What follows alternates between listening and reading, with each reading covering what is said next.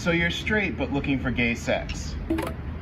It's not gay to top, No, LOL. Mr. Nice Guy. What do you think, buddy? 39 years old, Yeah, single, 5'9", and smooth. Morning. Never mind. Would you Just wear read that boots you're and racist chaps in for your me? profile. I have them tucked away in my closet. I'm not Waiting into for you. blacks. Not a racist, just a preference. Sorry. I'm a You bit people drunk, are not attractive. saying too many things. Literally Handsome man racist. in the perfect mustache. Cringe emoji. Next time, read the profile Seriously. before you start woofing, Fuck. retard. Hey, wanna be my sugar baby? Just You're admit gonna you're keep getting scum a weekly instead of allowance masking it as a $300 preference, you with some piece of special shit. treatment. Flattering, but I'm not really. Why are you gorillas so angry? Ha ha ha ha. Okay, You think this is funny? you can die poor then. Okay. Who owns a house in LA? I feel bad for you. Bye. Worry about finding a job. Or a new one. Let me just check your Instagram.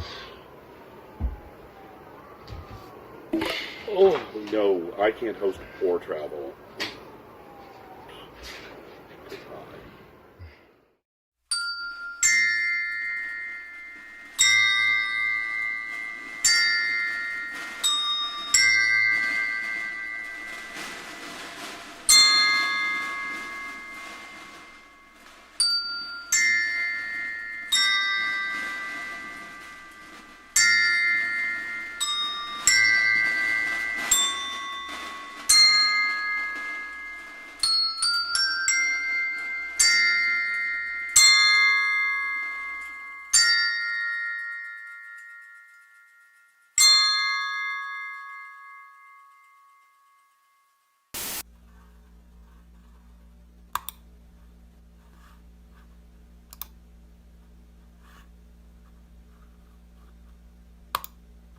I used to drink in gay bars, and one time came to a rope tied to a chair at an AA meeting, and it was explained to me that I was not a cowboy. How I ever made AA, I will never know. I wasn't supposed to make it past kindergarten. I had assholes for parents, and no help from the community until I got to AA. Then everyone wanted to help me, even those who didn't like me.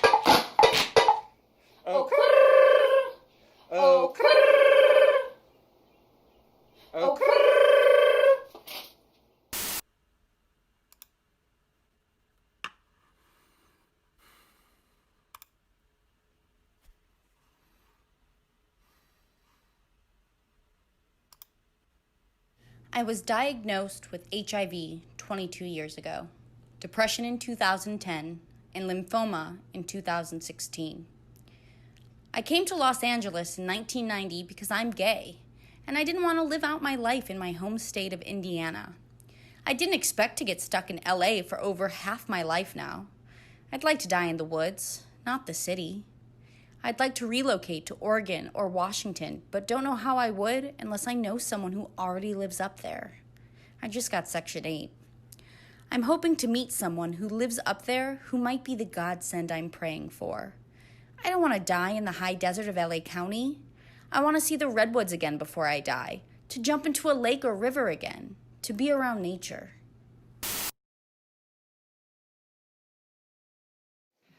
I'm every woman. I'm every woman. I'm every woman. I'm every woman. I'm every woman. I'm every woman. I'm every woman.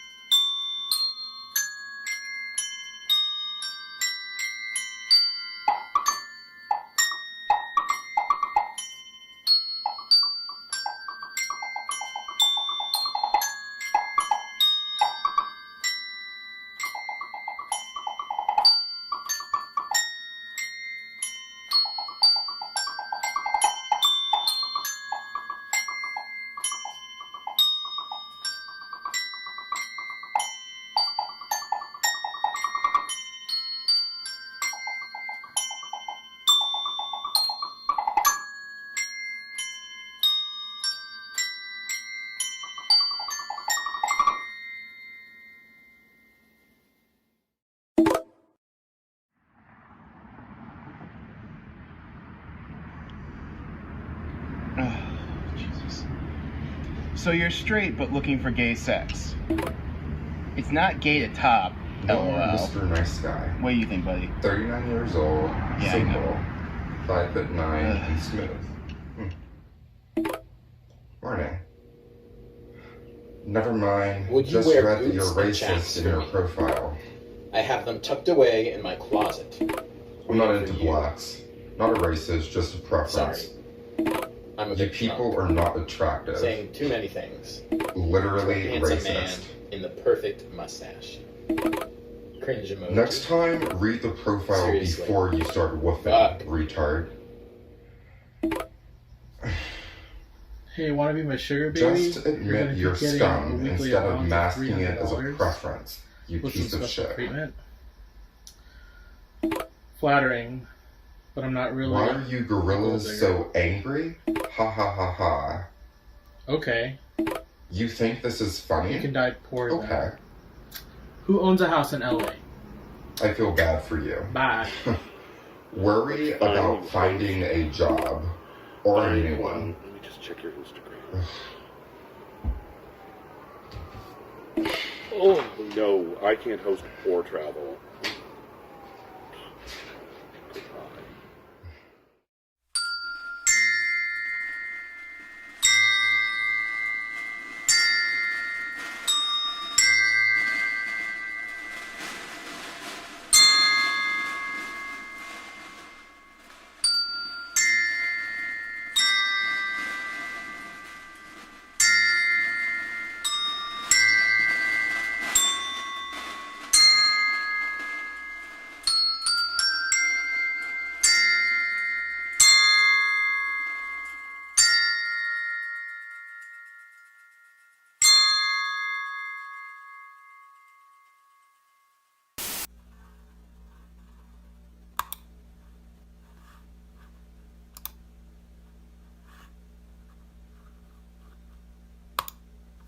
I used to drink in gay bars, and one time came to a rope tied to a chair at an AA meeting, and it was explained to me that I was not a cowboy.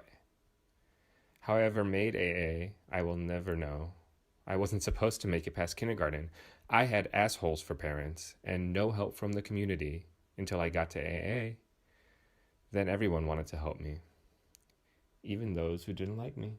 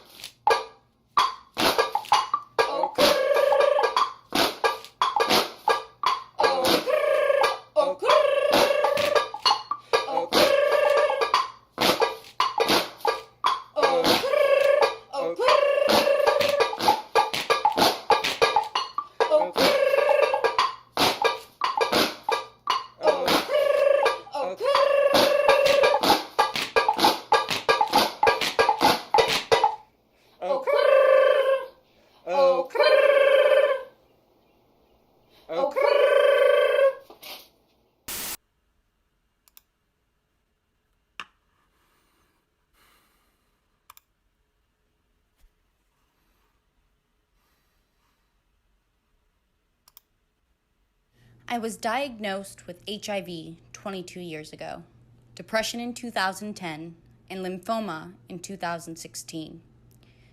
I came to Los Angeles in 1990 because I'm gay, and I didn't want to live out my life in my home state of Indiana. I didn't expect to get stuck in LA for over half my life now. I'd like to die in the woods, not the city.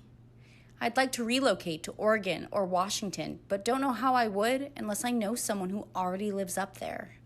I just got Section 8. I'm hoping to meet someone who lives up there who might be the godsend I'm praying for. I don't want to die in the high desert of LA County. I want to see the redwoods again before I die, to jump into a lake or river again, to be around nature.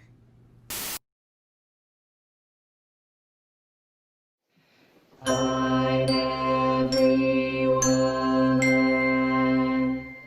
I'm every woman. I'm every woman. I'm every woman.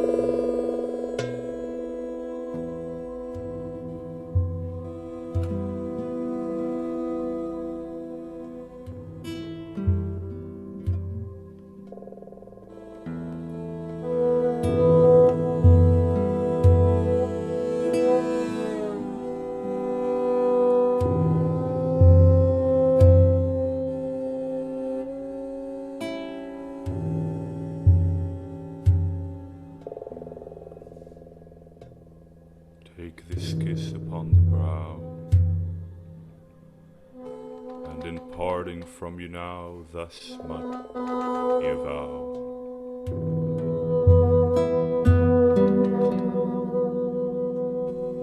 You are not wrong who deem that my days have been a dream. Yet, if hope has flown away in a night or in a day, in a vision or in none,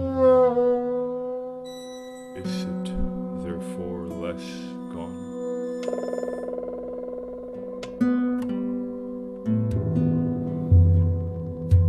All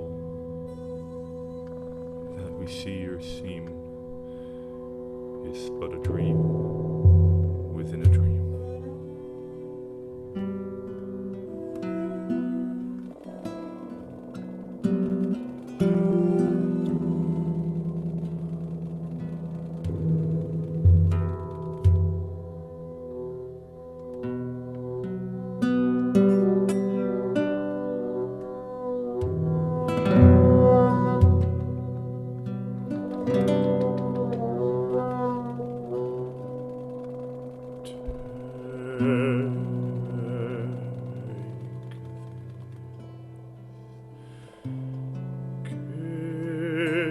Kiss upon the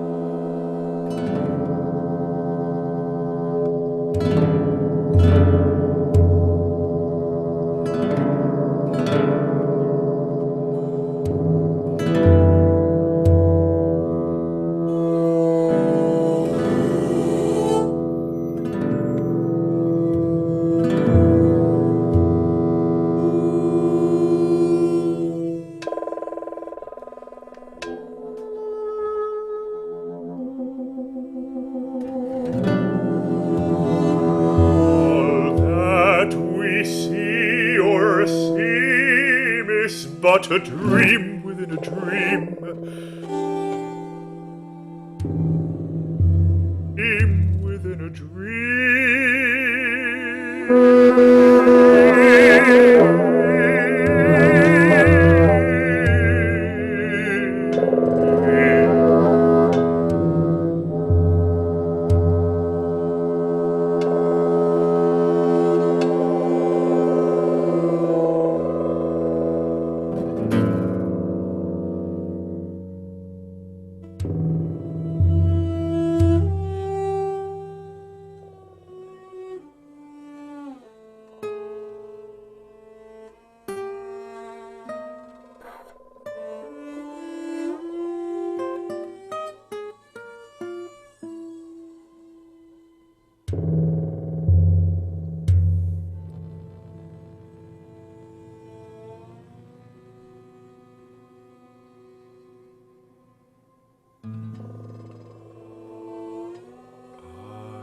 stand amid the roar of a surf tormented shore.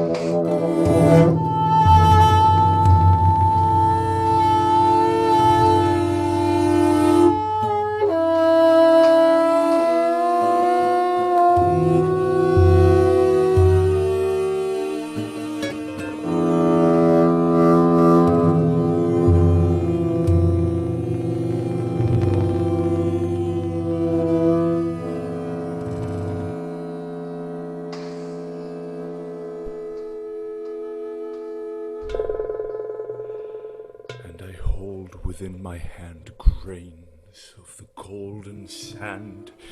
How few, yet how they creep through my fingers to the deep, while I weep.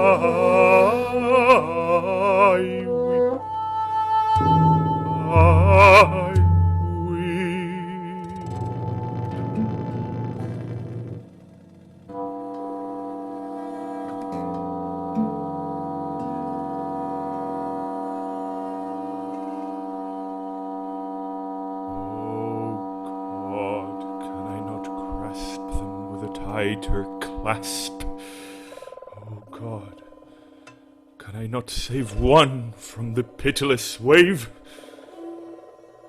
Is all that we see or seem but a dream within a dream? Is all that we see or seem but a dream within a dream?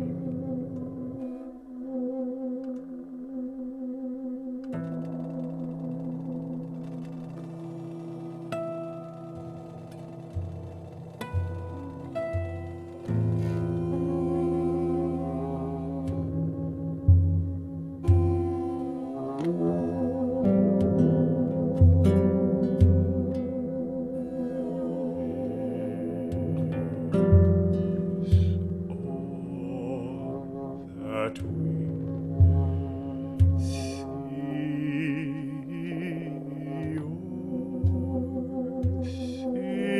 but a dream within a dream.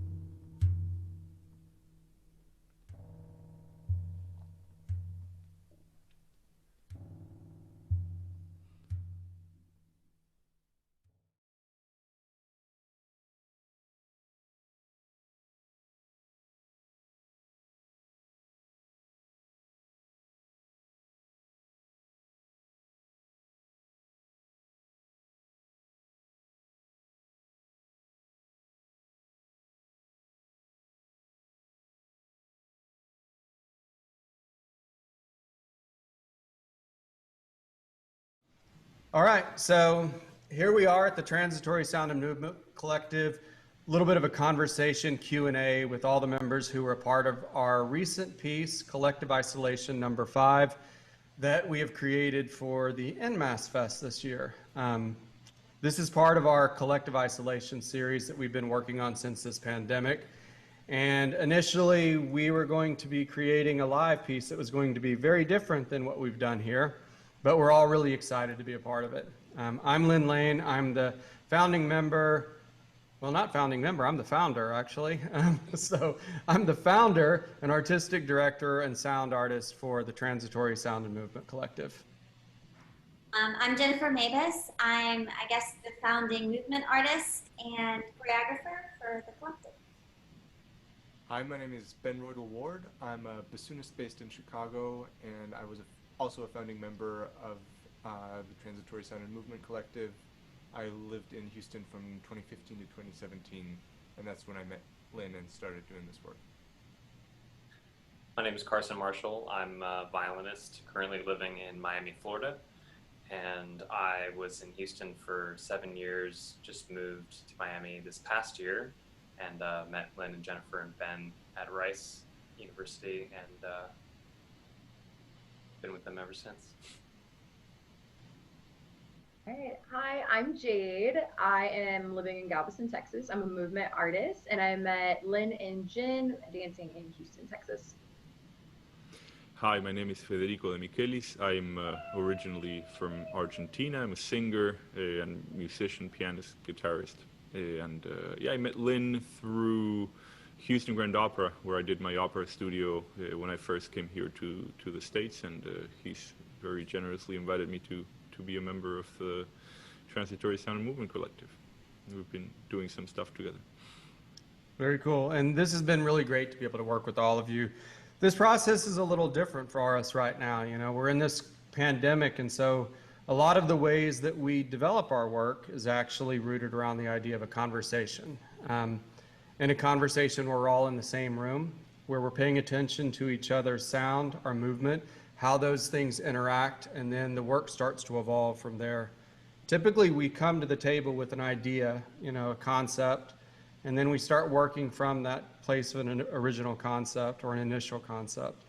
And then each one of us will bring something to it. And a lot of our process, which we aren't able to do here that's really different, is that we work and then we sit on the floor in the room and talk about where we are within the work. And then we respond to how that work is developing, and then we start the conversation again, and it continues to develop. And I think one of the things that is interesting about our work, which you're not really seeing as much here, is that the work doesn't begin when the audience enters the room. The work begins when we first start the conversation. And the work is just continuing when the audience enters into the space. And then when the audience leaves, that's not the end of the work either. The work has a resonance beyond that. And so we think about that a lot during our process and when we're creating that we're inviting the audience into a conversation that's the middle of a conversation. It's not the beginning, it's not the end, it's just a part of the conversation that the audience gets to interact with. And so I think, you know, maybe it would be nice for some of us to talk about that process. Maybe we could start a little bit with Ben, because Ben invited us into work with Rice University, the Shepherd School, and we were working with 9 different students or something at that point, and Jennifer was doing movement. And so we took these students at that time and introduced them to our process and created this conversation with them.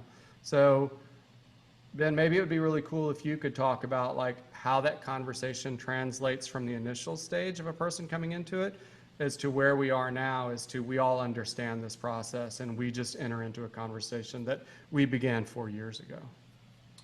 Yeah, absolutely. I mean, I think that's one of the things about this group in particular that I love so much, is that while each iteration, each piece that we make has a different configuration of sound artists and movement artists, there's a certain approach to the process that we take that gives it some continuity and I think integrity in terms of what it is that we do as a group. And that was something that for me, when you and I first started working together, Lynn, that was something that was new for me too, that really reflective, gradual way of developing music. I mean, I've been improvising for some time now, and a lot of the time what happens is you kind of go in and it's a one-off, and sometimes there's this real magic that happens from that spontaneity, and then sometimes you miss each other. And what's nice about this group is that there's a combination of that spontaneity and also the time to develop that and to really develop communication strategies with each other. And I think those are the things that I've gained most from our work together, are just ways of responding to people, ways of listening and picking up on someone else's idea and developing it further without stepping on it or getting in the way of that. And so when we did this piece at Rice, you know, Lynn, you and I were the only people who had done this kind of thing before, and this was the first time that we worked with Carson in Transitory, and several other musicians who were new to the work too. And it's been really rewarding for me to see how each new person that we've worked with has added something new to the way that we do that. And, you know, now, like Carson, you're a veteran of this too, you know, and you have your own, you know, contributions that are more readily available. And so it's I think for all of us, at least musicians, and I'm sure for movement artists, it can be said too, that it's a real learning process of a new way of responding through our instruments to other people's ideas. So I think I want to get a little feedback from Carson and then bring Jennifer into that same original piece. And the name of that piece that we did then was A Conversation with Saul, and that was a response to the Saul LeWitt installation, which was the final installation at the Rice Gallery on Rice University's campus. So Carson, talk about like that initial space when you came into the collective there as to where you are now. Well, for me, just like Ben, having a classical background, we always start with a score. And actually working with Transitory at the time, that was my first experience free-form improvisation. So I'm not gonna lie, it was incredibly uncomfortable. And I still don't feel like a confident improviser, but again, being exposed to this group and working with you guys for a while has allowed me to almost get more at the root of what I believe music is at its core, from a communication standpoint, from a color standpoint, especially from, you know, following movement and shapes, and kind of ties in with some of the work I've done with Eurythmics and kind of tying movement into music and sound. So for me, it's been this incredibly rewarding journey of kind of getting over myself and getting over my training and being okay making a scratchy sound and getting into the more pure effect of, you know, what I'm doing. So for me, this has been probably one of the most rewarding things I've done as a musician in my life. And as I mentioned, that discomfort was definitely shared by my colleagues at Rice as well, because we really had no idea what was going to happen. And I don't think we really did until the day of the concert and about halfway through the show. So it was a lot of fun.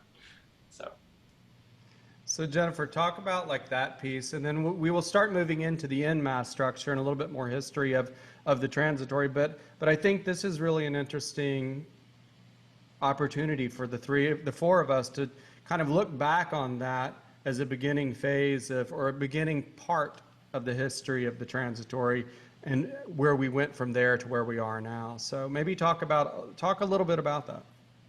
No, I'm actually really glad that we brought this up, and it wasn't part of our plan, but that was the first time I felt like I figured it out as a mover. I was like, oh, okay, this is what this is, and this is how to do it. I had done about 5 works with Transitory before that, or with Lynn, but this is it was the first time I feel like I found that conversation with space, with environment, with people around me, and with silence, and it was a really, I think because we were bringing in so many new people and we had to talk about it more and had to explain the process more, it was a really fulfilling performance for me. And it was a really, I don't know, I think it became where you kind of hit that meditative state where you're listening to the right things and you're able to make the right choice. And since then, Lynn and I first started working with a work that I had set already and had some music I was going to use, and then I couldn't use it. And I knew he was working on sound, and I was like, can you do this? And so he agreed to do it. And already that idea of sound and music really going together and having the musicians watch the movement and respond and react was so refreshing and so new to me that that's why I really dug into this process and really followed it. These incredibly trained, amazing artists, these musicians are paying attention to what we're doing on the dance floor as well, which is really amazing and rare. I know ballet composers watch the dancers and adjust tempos, but you're making creative choices along with us, and we're responding to each other. So there's that conversation again. And I think the thing that's happened since then that's been really nice with bringing in other artists like Jade and things like that is we've sort of refined our process conceptually. We've sort of figured out how to create a world together, and we kind of start with this world, we have some ideas, and then it builds from there. So it allows me to give the dancers room to make choices even when they're set choreography, because we've sort of built this world, and that's where everything kind of moves from, even though we're all, each world is different. It's something that I really appreciate about the work. And so I think that's a good place for us to kind of move into the history. We started the piece that Jennifer was just talking about, that actually preceded the transitory. That was a piece that was a commissioned piece by Noble Motion Dance. And so that was an evening where 3 different choreographers set work, and Jennifer had this piece going, and that was our first time working together, and that was really great. And then from there we started kind of moving along, and we didn't really have a name early on, and then oddly there was a friend of quite a few of ours, probably Aaron Bailish. He and I were sitting at this place Double Trouble, and he said, you got to have a name. But my whole thing is that we didn't really have anything. It was a transitory collective, right? It's a temporary collective where there aren't really true members. There are some core people, and now there's a few core members here that keep coming back and are a part of it. But the idea was that we're not a company. We're not a permanent collective. We're an opportunity for people to come together and have a conversation through the idea of movement and sound. And so we've been doing this now for about 4 years.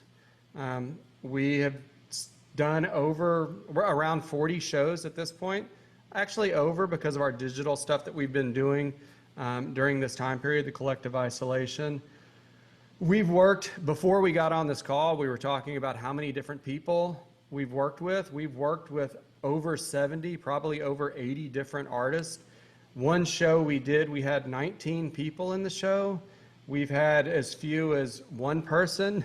Jen did a piece where I worked with her on ideas of sound, and she played these desk bells, and she was the movement and the sound. And so we've gone from one person to 19 people, which is pretty exciting. And now we're about to move into a new piece that was actually in Dance Magazine recently. And that's going to be a durational work that's going to run 12 hours. And we're going to, it's going to be a lot of people, 40 people throughout the time at least, moving through this project. It's going to be really exciting. And that's one way that we're looking at how are we dealing with creating work during this pandemic, right? Which is kind of what this is about creating work during the pandemic. And we're all missing, I think that's something we can talk about too, is that we're all missing that idea of live performance. And so how can we create live performance in a time where we can't have an audience? And so for this piece, we're going to do this durational piece in this really great space. It's going to be in the James Turrell Sky Space, the Quaker Meeting House here. Over a 12-hour time period, we're going to have a limited audience, 5 to 8 people, spaced out, socially distanced. And so that's kind of what we're thinking about, in live performance. But then here we are with this piece, right? So we all came together, and this becomes an odd hybrid piece where we're using technology. We're using the idea of Zoom to have a conversation. We're doing improvisation of sound through this process. We have people, Ben is in Vancouver, Carson's in Illinois, the rest of us are in Texas. And so when we created the sound component, we did this live improvisational piece with people in Canada, the US, up and down the central section of the US, obviously. And so, you know, you have to contend with the idea of latency. You have to contend with the idea of just working out the limitations of what Zoom technology really is. And I think that would be a great thing to talk about too. So we can, maybe Federico, you can talk about that, because you were bringing in two components. You weren't just bringing in the guitar you were playing in this piece, but you're also bringing in vocals. So maybe talk about a little bit about the process of coming in and working with us in the collective, and then a little bit about like this piece in particular from a technology standpoint.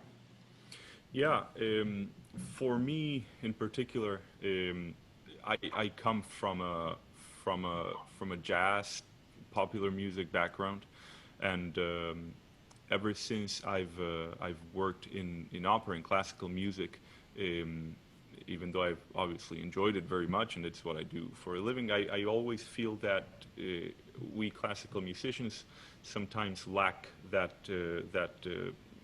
improvisation, that connection, that communication that maybe other types of music have. And for me, working with the transitory has been very refreshing in that way. I feel that the possibility to improvise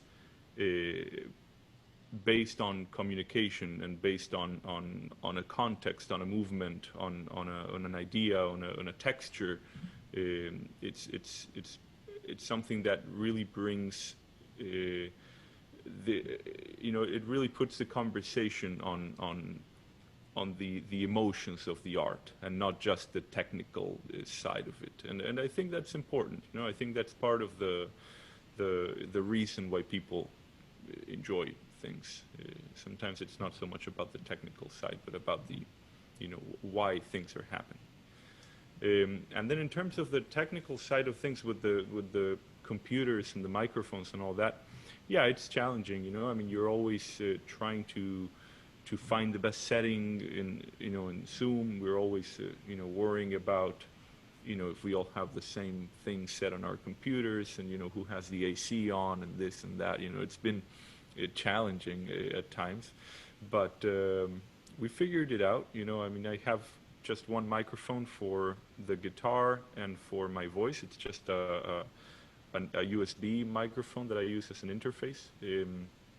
It's good quality. I think we all have good microphones, so that has helped a lot. But it did take time to figure out the right way of doing it, to find not only the best quality, but also to figure out the latency and all of those things that are sometimes a problem. So it's been a challenge, but a good challenge. One that led to good things. So let's get into this piece now. So this is Collective Isolation number 5. This piece, like I said, is a little different. We did the filming of the choreography and the dance separate from this. I think so. Before we get into the interaction of the musicians, I think we could talk, Jennifer, maybe you could talk a little bit about that idea of the creation of the sound and the movement separate. And then from there, what I would like to do is talk about the musical ideas as to how we came about it, and then go back to you and Jade talking about the movement that responded to conceptually where we were coming from. So let's first talk about, Jennifer, if you could start talking a little bit about that process and the separation of sound and music from maybe a Cage Cunningham perspective. Yeah, a lot of, we've always been inspired by Cage and Cunningham, because they're this great dance artist and great musician that broke the rules, did everything different, and worked together to change dance and music. But I think we've never really quite worked like them, because we work very conceptually together. And there's a lot of connection and relationship between it, whereas Cage and Cunningham often would create separate, and the only score was time, and then they would throw it together on stage. And then half the time, Rauschenberg would throw some sculpture on stage, and the dancers would try to listen to the music and dance for the first time with the sculpture on stage. So this sort of kind of took us back to that, and I think Jade would agree, because the sound was created separate, and it's amazing. And then we got in the space, which was a very challenging space. And we had the music playing for us while we worked, but a lot of it was really created separately. And we had some movement ideas and some improvisation tasks. So it sort of took us back to a little more of the original Cage and Cunningham idea, which was kind of fun and challenging. Awesome. And I think, yeah, so I want to definitely circle back to you and Jade talking about the movement and talking about the rehearsal process and learning the choreography through Zoom and then going out into the field and giving a little bit of an idea in regards to how that filming process worked and how it was different from the ideas that we developed on or that you developed on Zoom. But let's kind of step back because the sound was kind of preceded the movement. And so with this idea, we kind of sat down and we were thinking, okay, what's going to work? We knew the four of us were going to come together. We knew we were creating in isolation, and it was a conversation that we were all four going to have. So, you know, Federico is this amazing vocalist, bass baritone who has this powerful voice. And so what seemed to make sense to me would be like an Edgar Allan Poe poem, right? And we're all living in this dream within a dream state anyway. And so that was the poem that I thought really would make a lot of sense. And so from there, I gave Federico the poem, and he knew the poem, and he liked the poem, and I said, this is yours. So he had complete ownership in this creative process to interpret and bring forth whatever he wanted with that. And then we have Carson on violin, Ben on bassoon, bringing their voices in. And so we started this conversation. I think maybe, Carson, why don't you start, since we've been kind of going around, talk about like that first day of rehearsal going into the piece and how you saw the work change throughout. Yeah. I mean, personally, when I go into these types of rehearsal processes, you know, it's a little bit different since this process is slightly, you know, more separate. I try to go in with a kind of presence of mind and attention really focused on just observing what's happening. I feel just such gratitude and admiration for you three and being able to work with you just from, you know, an artistic, sonic,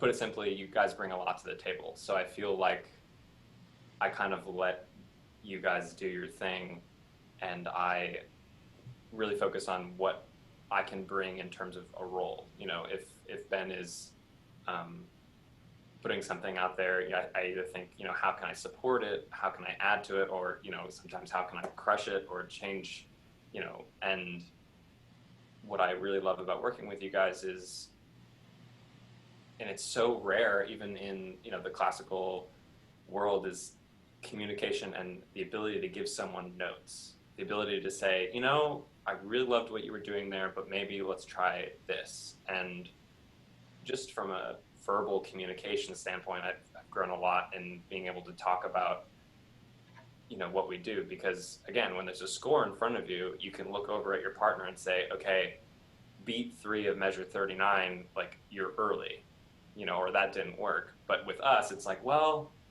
you know, I really think that the shape you were making about, you know, that one section, it's a lot harder to talk about.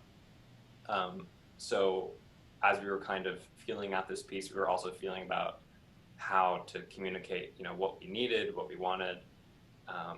But I thought it really, you know, again, we worked together many times, so we kind of go from the awkward stage into streamline very quickly.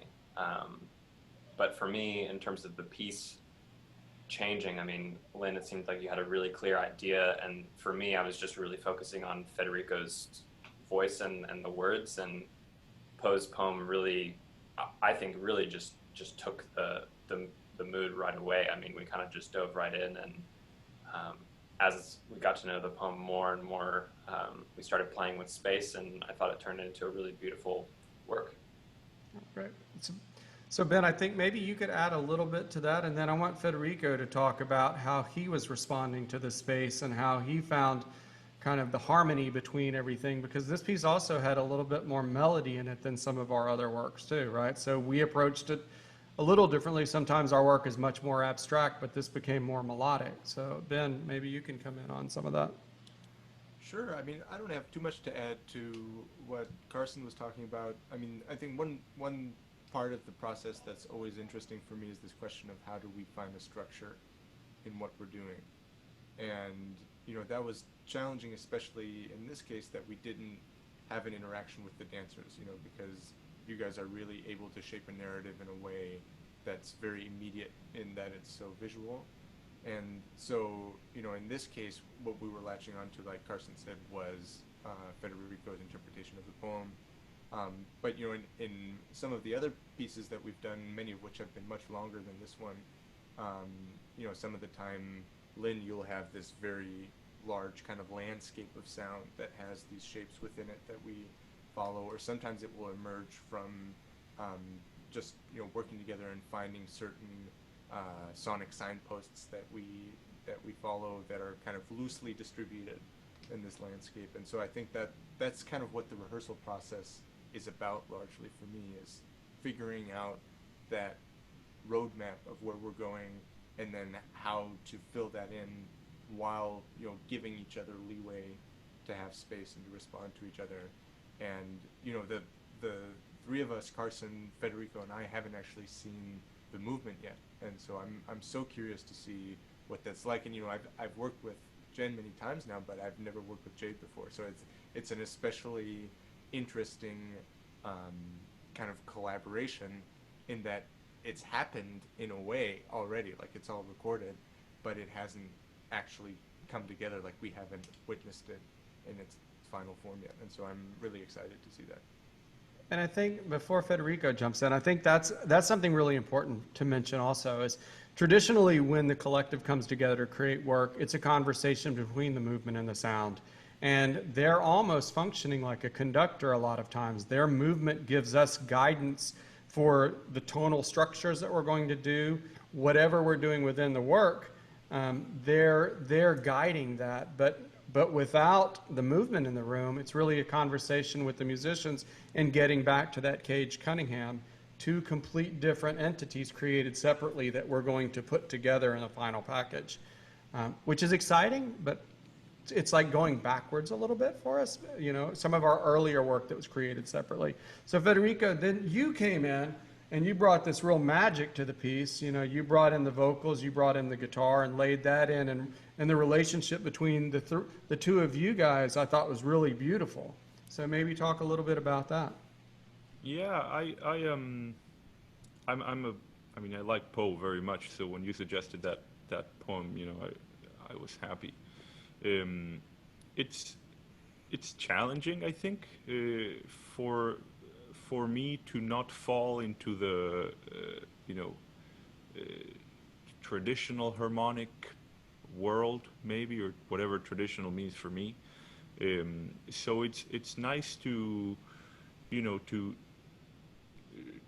break with that a little bit, to break with the habits, you know, with the, whatever progressions you're more naturally inclined to look for, you know, in your brain, but to be able to break that, and with the help of, you know, of the guys that were also bringing in their ideas and their, you know, their own voice. So we ended up, you know, sometimes it's like you're following each other all the time, because like you were saying, this time the only structure that we had was the poem itself, you know. We didn't have the dancers, so it was interesting, and it was interesting also to find the right, or not the right, but to find whatever we found in terms of the voice of the poem, you know, if it was going to be more of a dramatical thing, if it was just going to be, you know, a voice that reads it, if it was going to have a melody to it, notes to it, or if it was just going to be the voice. And, you know, it wasn't planned. We talked about it a lot. We you know, did it a bunch of times with different versions, different, you know, every time obviously it's different.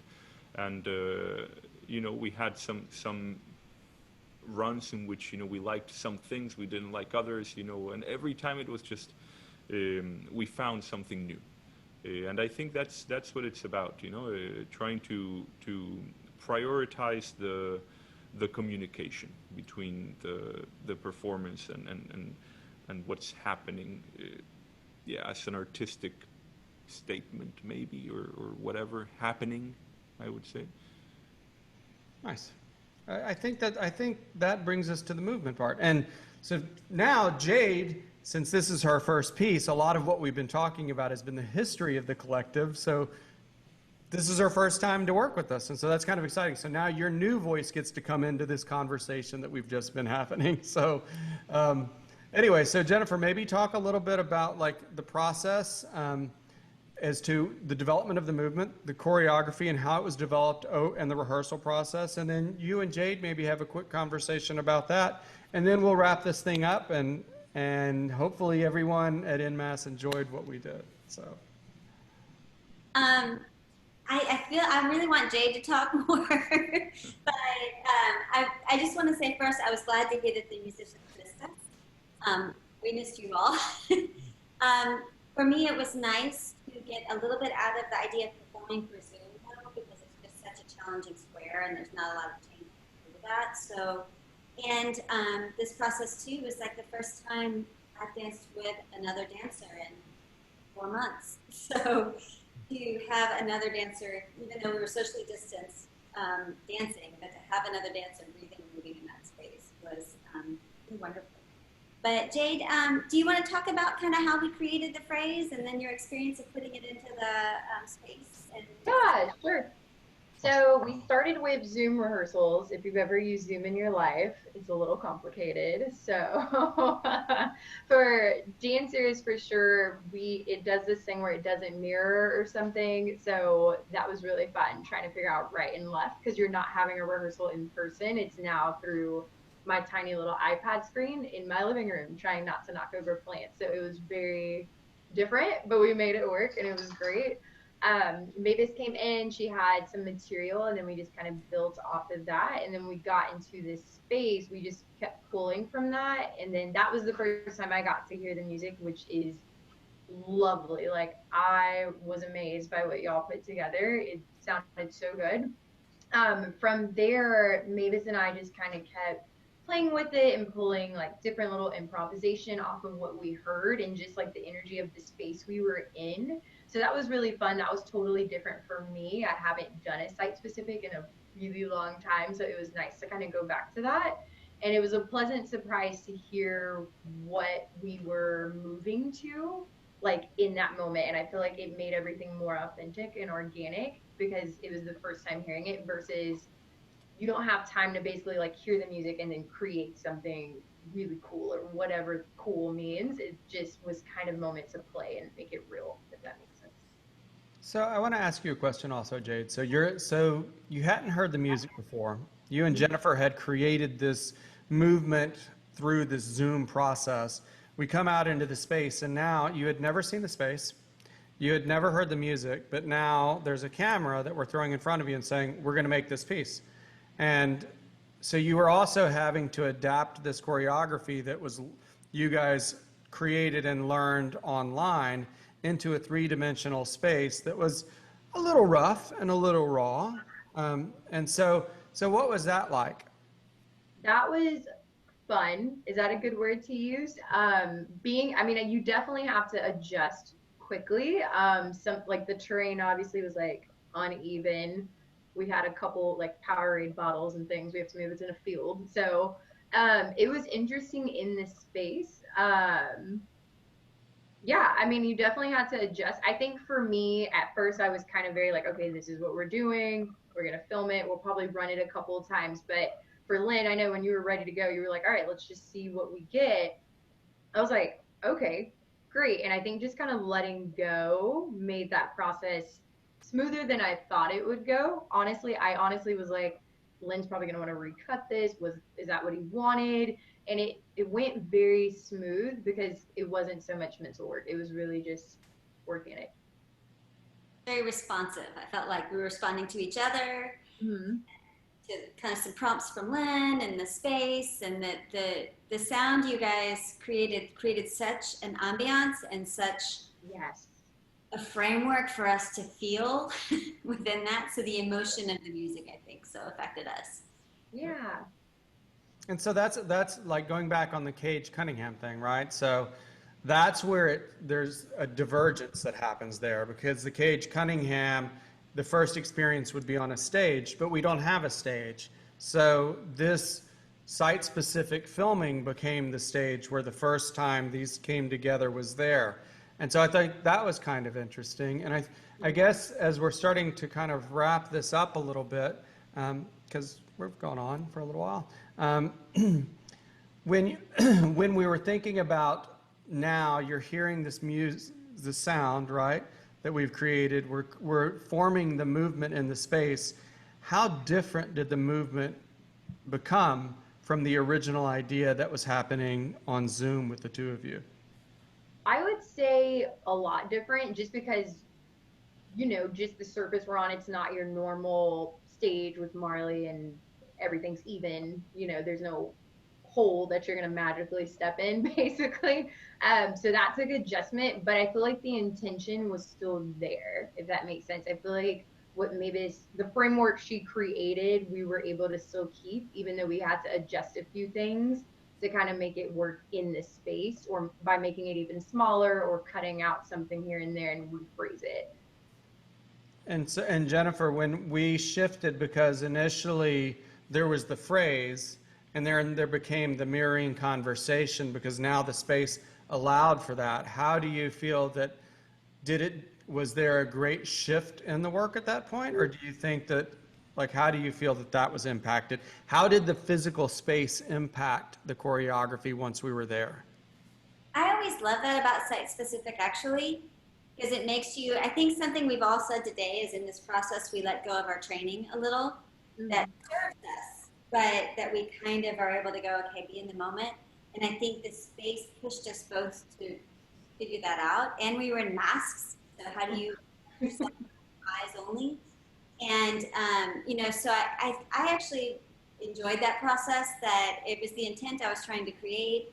I think my favorite things are going to be the complete and total improvisations, rather than the phrase that we had. So I think I like that process, that this space, you just let go of things you're worried about. You know, usually we're worried about our turns being perfect, our lines being strong and being in unison. And I kind of like that space messes that up and makes us kind of go to the heart of it. Awesome.